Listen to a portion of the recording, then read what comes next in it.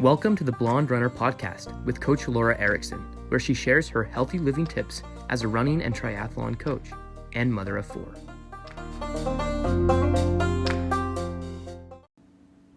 Hello, friends. It's Coach Laura Erickson with blonderunner.com here, and I want to share some nutrition tips with you today.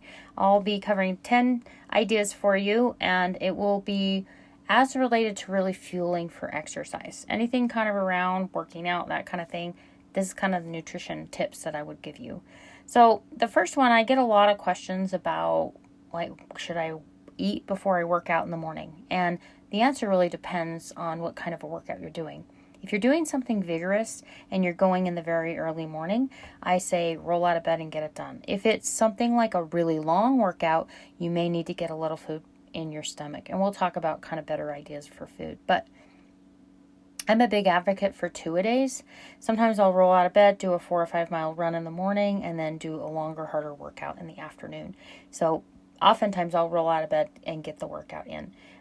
Like I said, if it's a long workout, I may bring nutrition with me, but it really just depends on what I'm doing. But for the most part, I would say fast for that early morning workout.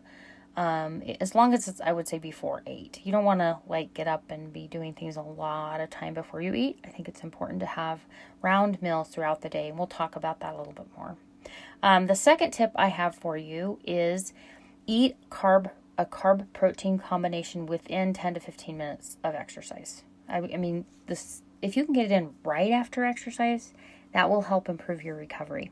It gives you those nutrients that replenish, the muscles and things like that. Hydration is key to right away. If you cannot hydrate during, it maybe you're swimming or something, then I would suggest hydrating immediately after.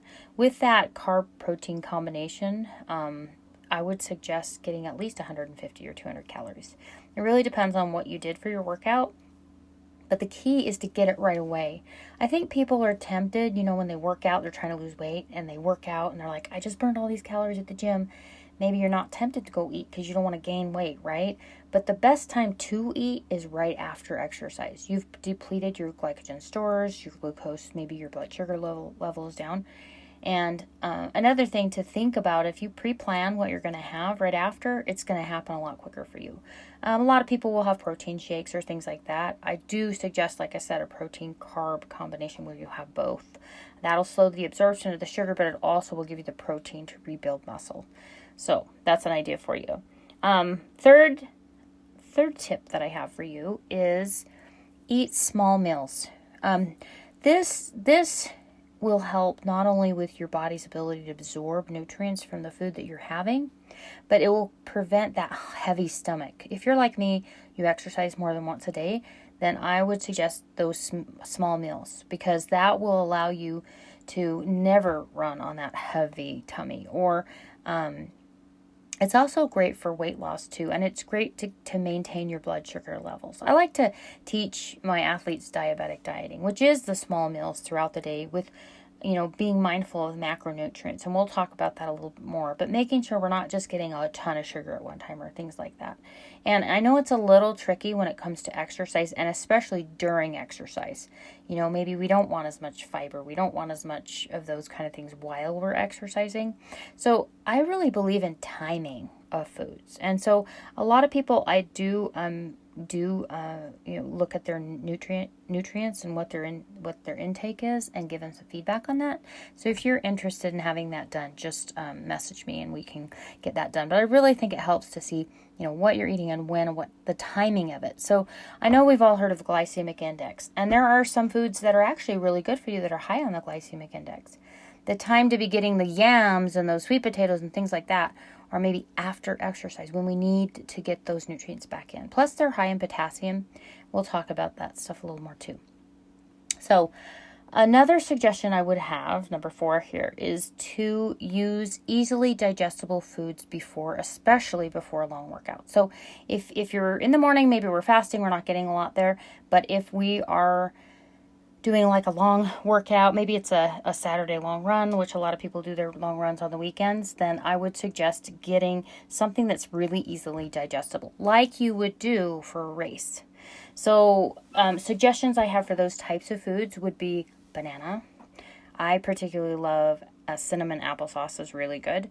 Other things that are easily digestible are going to be like grains, like a granola bar, a piece of toast, maybe with a little bit of peanut butter on it. The things that I would avoid before workouts is dairy. Dairy can cause gastric upset. And also just maybe oranges are okay, oranges and bananas, but I would avoid other kinds of fruit. Sometimes they can cause you gastric distress. They can cause, irritation, and you don't want to have to go to the bathroom during your workout. So and that is a whole other podcast if you happen to have concerns when it comes to going to the bathroom with running or working out. We can definitely cover that on another podcast. But helping, yourself by not having foods that are going to cause that are going to help. All right. Tip number 5, and this kind of goes along with it, is avoid high fiber foods before long workouts. You definitely want fiber in your diet. You just don't want to have a big salad right before you're going to go running. Or maybe even beans are probably okay unless, it causes a lot of, jumbling in your tummy, and that might not be good. But if you're used to having beans or legumes in your diet, it's usually not quite as much of a problem. But I'm just talking about the really roughage, wait until after, like a long run or something, go ahead and have the salad after, because you tend to get dehydrated. Even if you do replenish fluids during exercise, sometimes you do get depleted anyway. It's like a race. And so the fiber comes after the long workout. So definitely want it. You just want to time it right. Again, timing is key. Another thing that you want to do, this is probably one of the most important tips that I would give in terms of nutrition, is to stay hydrated. I know that we are, of course, stay hydrated.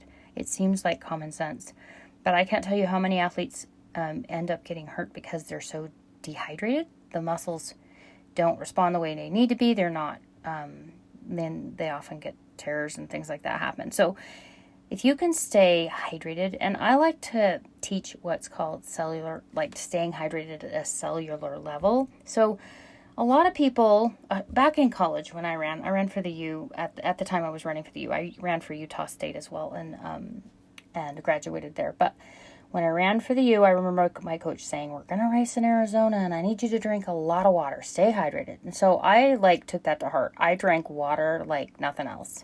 And I drank so much water that I became natremic. So basically I diluted my blood, all the electrolytes in my blood. I was peeing all the time too. And this is kind of when I became aware of I really needed to have not only water, but I needed electrolytes. I remember in high school in AP anatomy class, reading an article. We used to have to do reports on articles, and one of them, it caught my eye. It said salt sucks, and that's true. Salt, it attaches to water, and so if you're not getting, it can deplete your nutrients, and it can also, if you get the right amounts, it can make you retain the water, which is a good thing, especially if you're trying not to get dehydrated. So the important thing is too, it's not just sodium chloride that we're talking about. We're talking about other electrolytes found in our diet, and also it can be found in supplements. I particularly, as I've gotten older, I have noticed that supplementation is more needed for me. And to think about it, I don't think supplementation is needed for everyone, but I think athletes, we put ourselves in situations where we're really stressing our bodies. This is when it calls for maybe a little bit more of antioxidants like vitamin C and things like that. But we also could supplement with electrolytes. One of the products I love, this has made a huge difference for me, especially I did a back-to-back half Ironman, 1 week in Hawaii, and the next week I did it in Boulder, and I was having big time cramping in my feet and calves. I had some of this product, and boom, it was gone within minutes, and I was able to complete the half Ironman. So when you're stressing your body like that, there was travel in the middle of that and everything, that's when I discovered this product. So I really like to use this. It's called Salt Stick, and they have electrolyte capsules as well as electrolyte fast chews. At the time, having those fast chews to get into my body really quickly helped alleviate the cramps. So I did have a question about cramping and how to prevent cramping on Instagram. I'm trying to recall who it was that asked that question.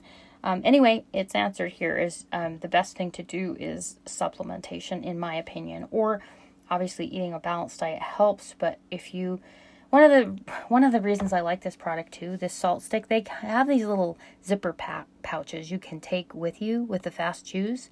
And so if you're cramping in something or during something, you can take it right away. I use it during, of course, long races. Like if I'm doing an Ironman and I've got a marathon at the end of that and I'm having any cramping, this takes care of it right away. So, because it's hard sometimes to know exactly what you're having.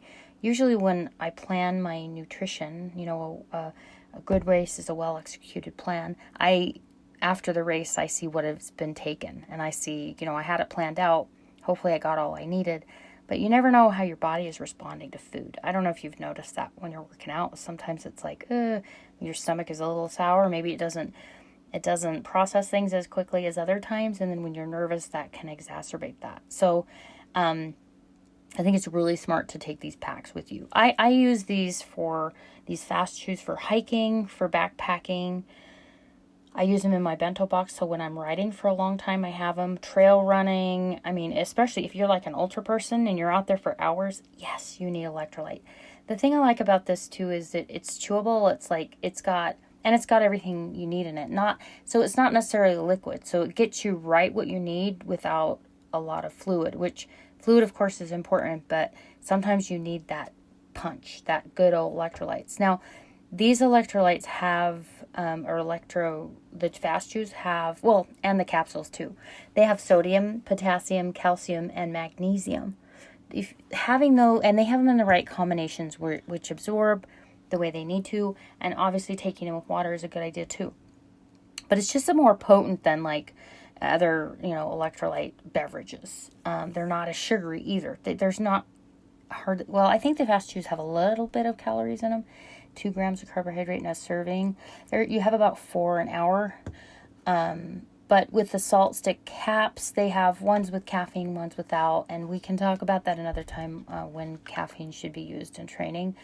But with these, you take about 3 in an hour. So they're a little more potent on the capsules. I honestly utilize electrolyte every day now. That's one of the biggest changes I've made. I always used to have it during training, when I'm working out, and during racing, but now I've discovered it's better just to have it I have it not the entire day, but I usually have 4 to 6 tablets just outside of training throughout the day, and I don't have problems. So if you've ever had problems swimming in the pool and you have cramping in your feet, try these and see. I will put a link below. And I do have a discount code for you, Run Blonde, for 20% off. So I always try to get you good deals on stuff that I really love. If I'm promoting the product, I love it. I'm asked to promote products all the time. I only promote the ones that I like. So if you're hearing about a product, I've tried them all. Trust me, I've been doing this, 30 years. So I've tried a lot of different products. And that would be my next tip for you. So is to try lots of different products, an assortment of products in your training.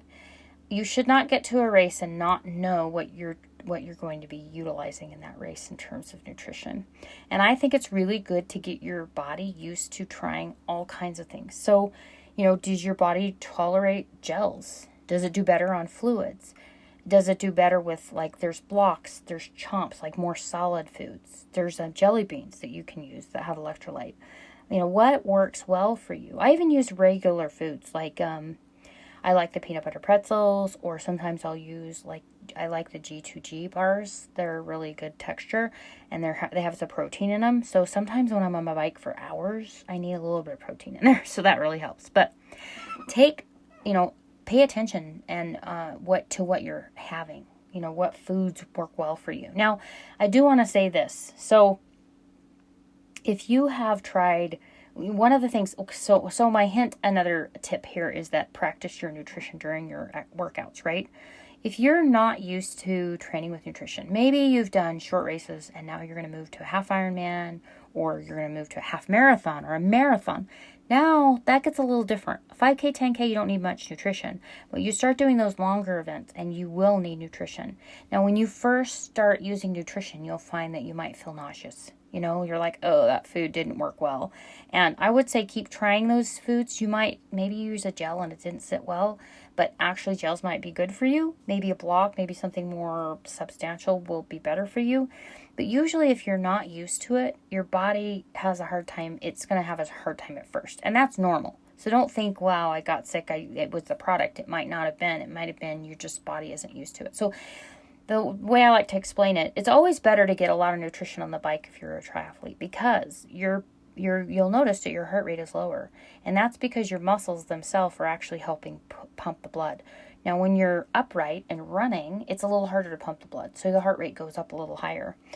It's easier to the reason that you feel nauseous is because you're trying to, your body's going, okay, I've got food to digest. I only have so much blood, and there's working muscles. So it's trying to divide the two, and it doesn't make you feel good sometimes.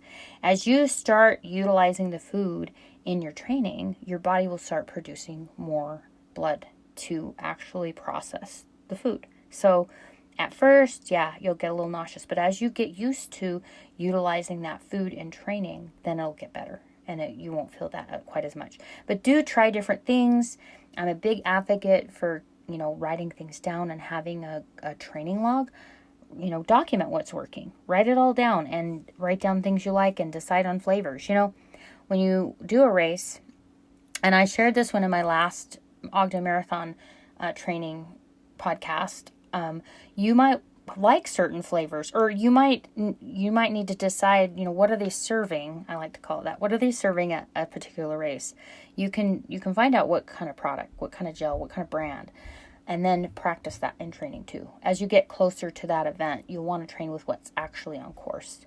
But as a general rule, I say try all kinds of things in your training, just so you, one, figure out what you like best, and two, your body is used to different things. And if you know something's not working, then you'll know, hey, I got to avoid that. Don't have that in a race. And you may have to bring your own product. So that's going to be important for you to learn.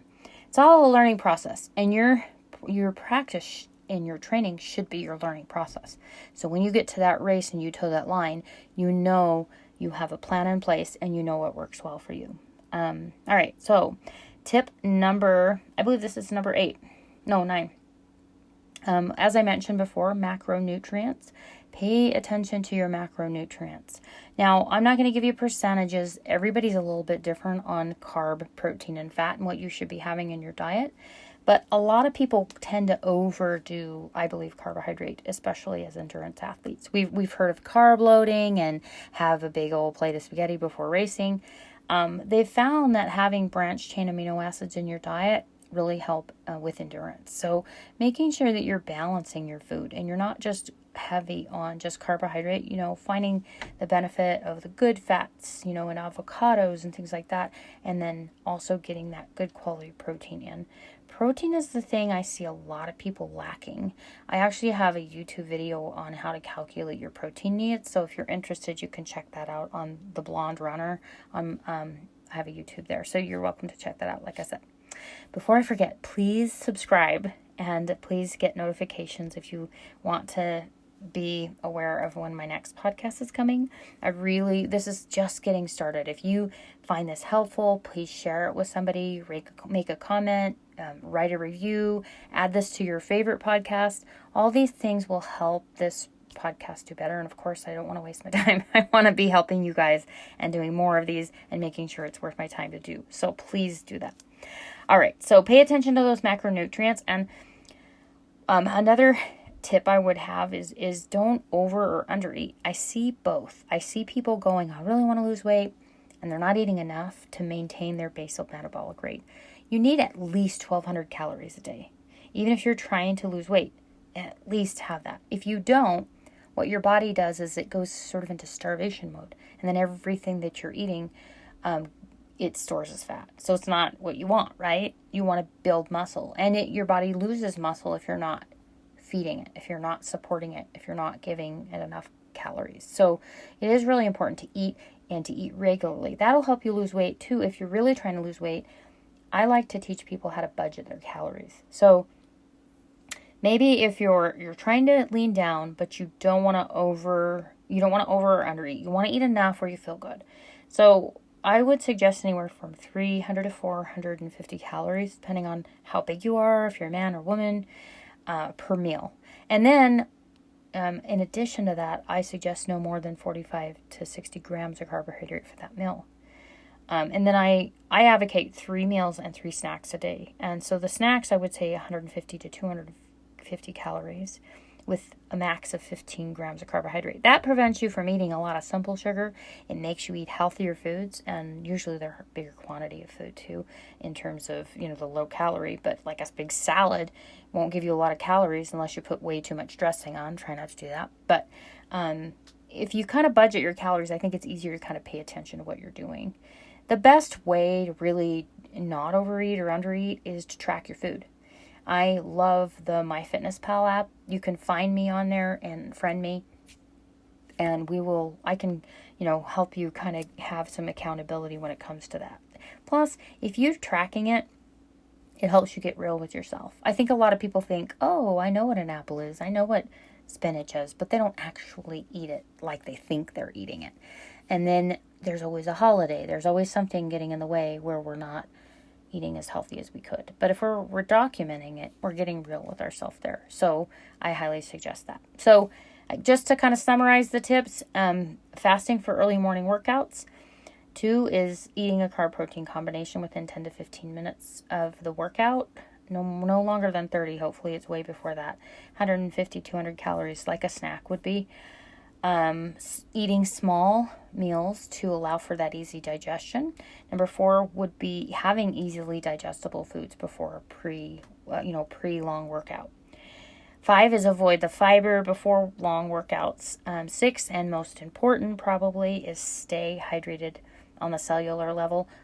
I do actually have an article on my website, cellular hydration. So if you want to go to blonderunner.com, just plug in, there's a search feature. You can plug in cellular hydration and learn more about it.